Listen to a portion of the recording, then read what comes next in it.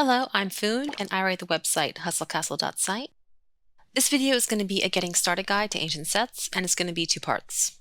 This first part is aimed primarily at players who are not yet Throne Room 11 and are trying to follow the conversations among those of us who are, trying to remember advice for when they get there, but it's really hard when you haven't seen any of how it works for yourself. Then in part two, I'll give some direction and advice aimed at new TR11s. So to see when that comes out, go ahead and subscribe, as they say.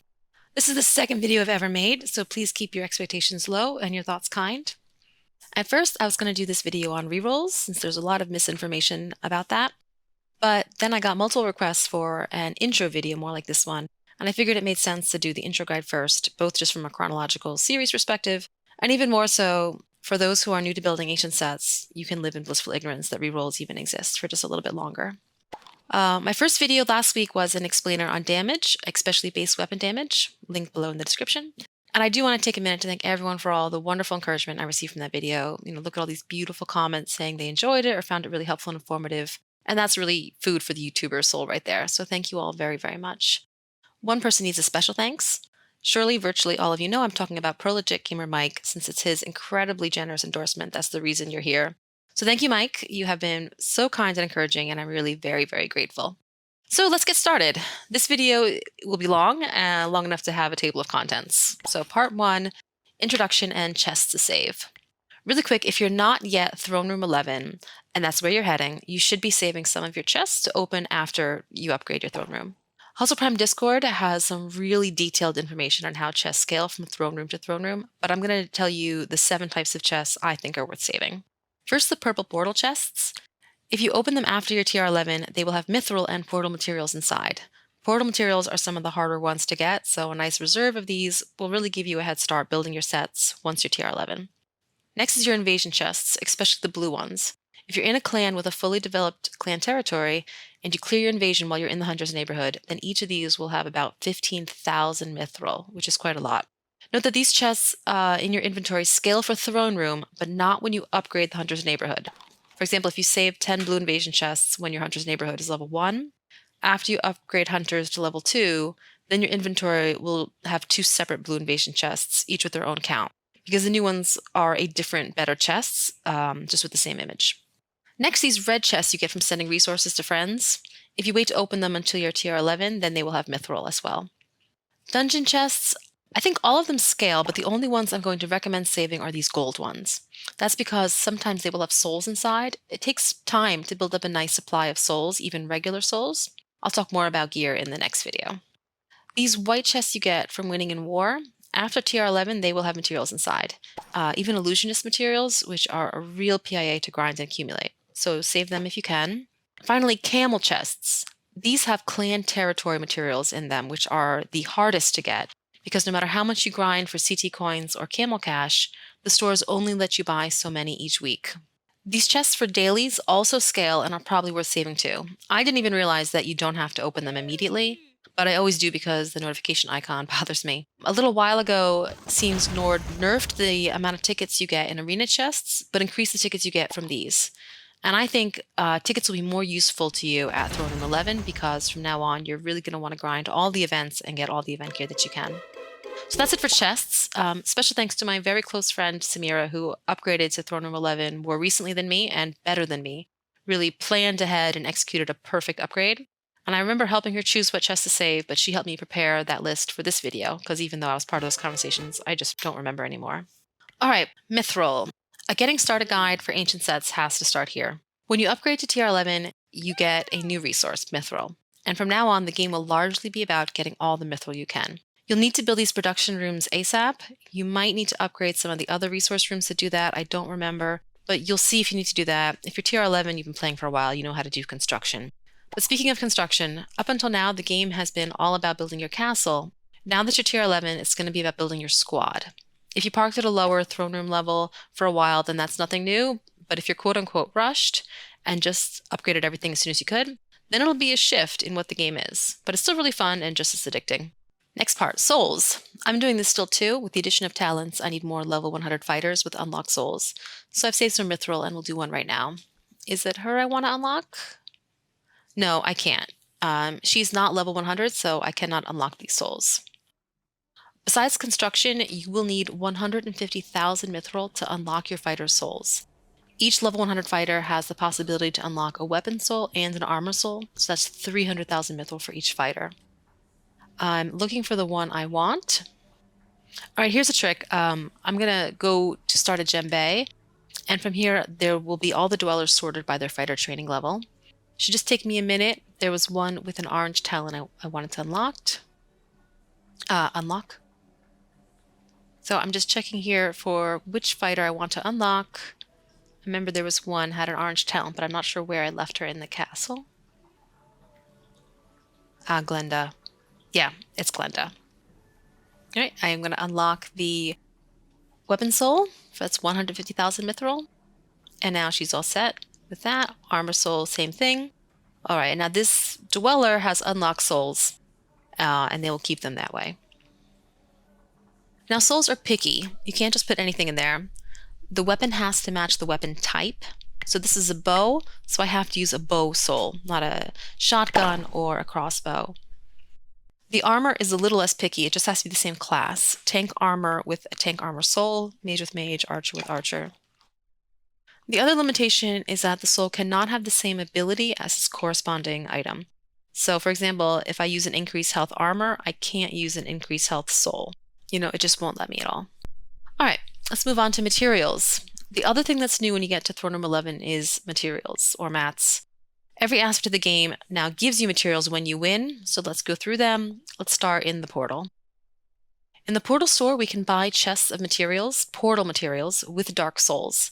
When you're a new TR 11, you're going to want to buy a few of these every week. They can have any portal materials inside. You're not always going to get the exact materials you want. Portal levels 1 to 80 give dark souls. Level 81 and above give very dark souls. It's a different currency and the two are not exchangeable. In the very dark souls section of the portal store, there's some good stuff, but it might be a little while before you're able to grind level 81 to be able to buy these. Here are mithril chests. These are the only item I absolutely sell at the store every week.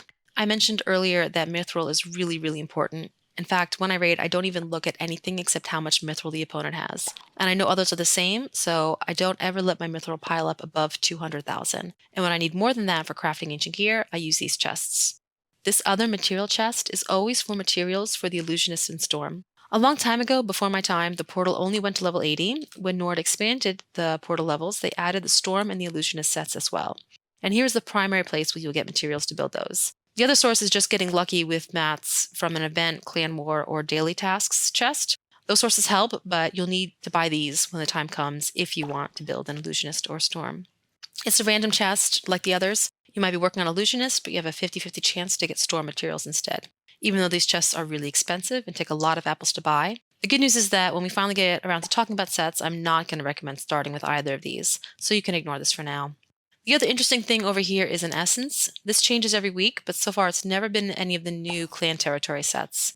If you're new TR 11 though, you're probably not going to be able to grind very dark souls enough to be able to buy these, and frankly I never buy them. All right, where else do we get materials? The arena. Okay. Arena materials you get after winning a battle in the arena. It works like glory or event tokens. You get the mats at the end of winning a single battle. If you have a hard time winning in the arena, that's going to make getting arena materials hard.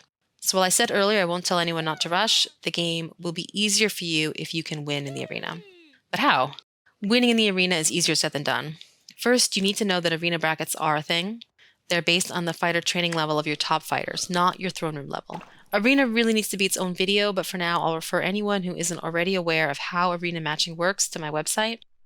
So since it's not based on throne room level, you can upgrade the throne room, start the mithril grind, and leave the barracks and fighter training rooms alone. If you don't touch the barracks or fighter training rooms, then you'll stay in your current arena bracket.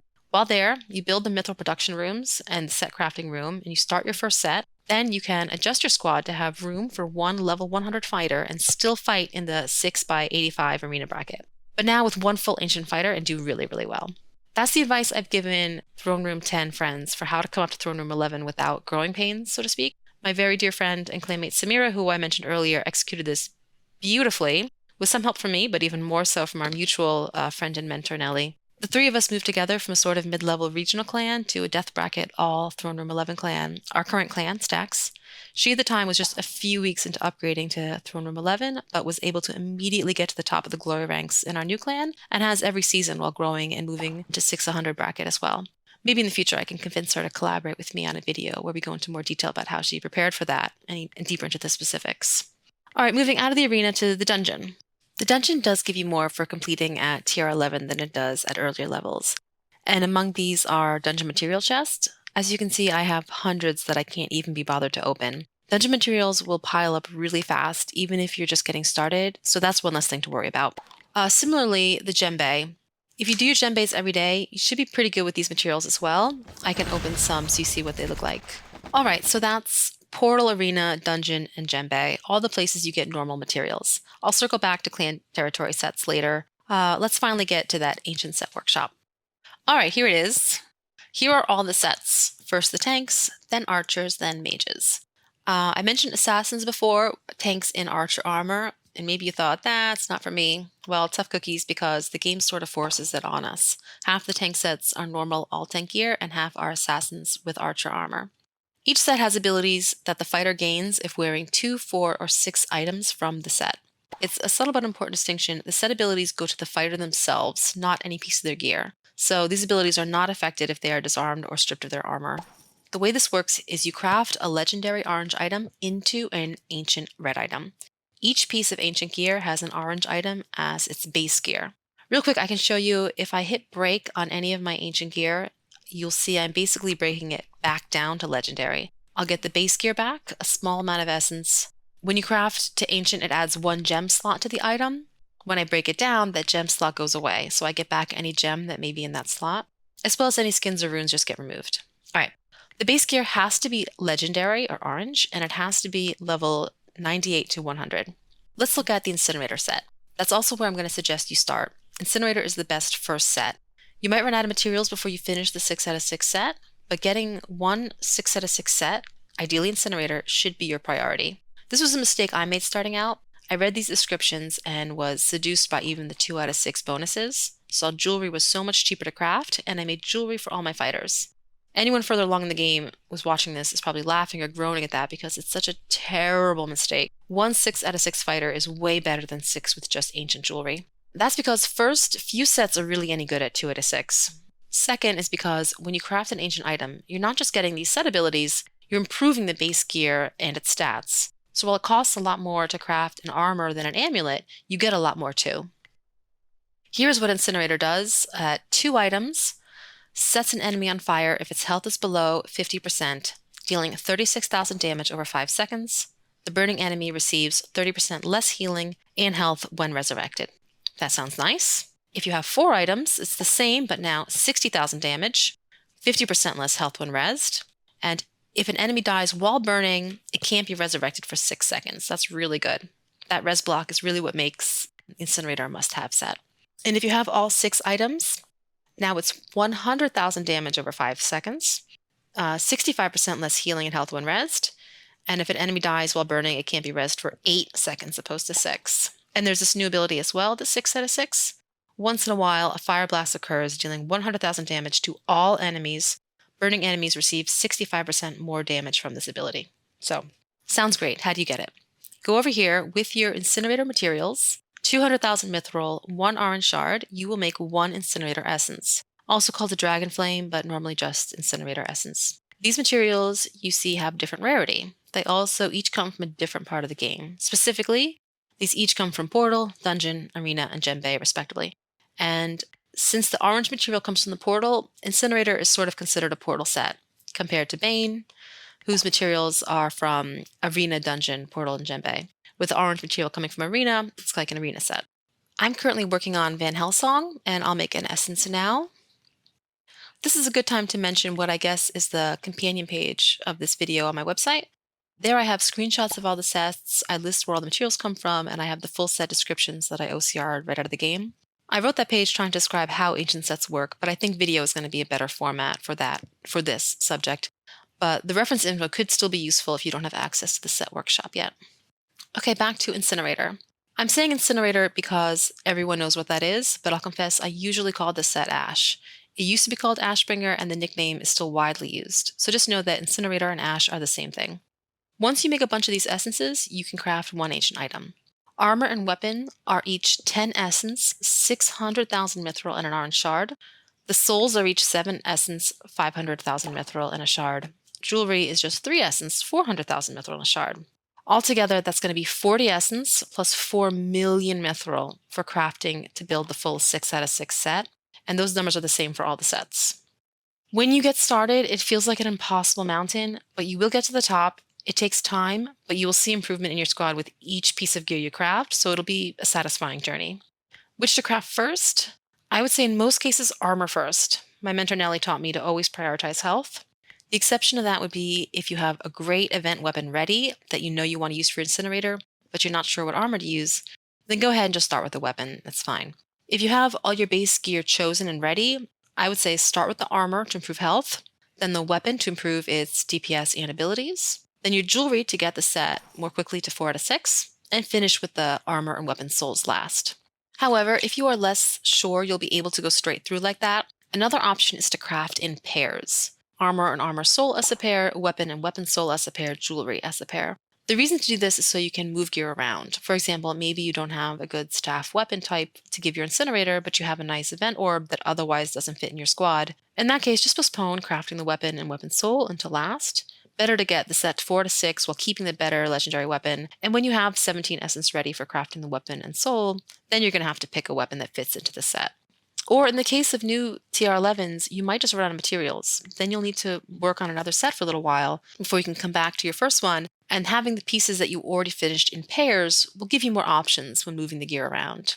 Incinerator is one of the sets that's really always used as 6 out of 6, but many others are sometimes used as hybrids. The most common hybrids are archers or mages with tank set armor and armor soul. Most full ancient squads have one hybrid mage and maybe a hybrid archer too, and the rest are going to be normal 6 out of 6 sets. Crafting your sets in pairs makes it easier to mix and match and also to test out different options. Like I'm going to be moving to a 2 archer squad soon, and for that spot, next to my only archer now, which is Bane, I'll be interviewing an Inventor hybrid, which I already have ready in my B team, against a Van Helsong hybrid, which I'm just crafting now. For the Hellsong, I'm only making the weapon and soul, and the other parts will be borrowed from other B team fighters for me to test it out. Another reason to build in pairs is if you're going to want to buy ancient items. You will regularly get special offers to buy 2 ancient items for $50, and if you don't spend any money in game for 6 to 8 weeks, you'll get the same offer for $10. The $10 offer is really a must-buy. The 2 items will either be a weapon with its soul or an armor with its soul. So if you're planning on buying one of those, then obviously don't craft it yourself. Every challenge event, there's also an offer to buy the matching ring and amulet for $10. $10 for jewelry isn't a great offer, but it's also not a bad offer. If you're low on materials, then it gets easy to talk yourself into buying it. All right, next section, reforging. You can also change the base gear in an ancient item by reforging it. A reforge is just 100,000 mithril, 1 essence, and a shard, and it happens instantly. So you don't need to worry too much if you don't have the perfect gear right now. You can change it pretty cheaply after the fact. Okay, the last section of this very long video, I skipped over clan territory sets when I was talking about materials before. These are the newest sets. Here in the clan territory store, you can buy materials for Executioner of Light, more commonly called EOL, or Exol, Frost Death, and Card Sharper. One of each of these gives me enough material for 1 essence. Now notice I can only buy materials for 4 essence each week. So that means that if I grind hard, and it is a grind to get enough materials to sell out all of these, then it will take 10 weeks to build any of these sets to 6 out of 6. Daunting, isn't it? Card Sharper and Frost Death are not bad sets, but they don't make sense to start until you have finished your EOL. EOL is a must-have set, and you should start buying as many EOL materials as you can each week immediately. And if you run out of Incinerator materials, then use your Mithril to start EOL Essence. You'll go back to Incinerator again when you can. The other 3 clan territory sets you can get over here in the Camel Shop. Here you buy materials for Eclipse, Van Helsong, or Octahand. These are limited to just 1 essence worth each week. So 40 weeks to build a full 6 out of 6, which is insane. I suggest selling out all 3, even if you don't know if you'll ever want them. What's noteworthy with these sets is that at least the Hellsong and Eclipse are good at the 2 out of 6 level, which gives some nice options for hybrids. Eclipse mages with an Eclipse armor and a weapon and jewelry, which is either Darkula, Illusionist, or Card Shooter, are exploding in popularity right now. Alright, that's going to be it for today. I wanted to go into picking your sets and picking your gear, but this video is already quite long, and that's going to be even longer. So I think it's best to break here. You can reach me in the comments below. I appreciate feedback since this is still very new for me, and it was comments on my first video that ended up deciding the topic for this one.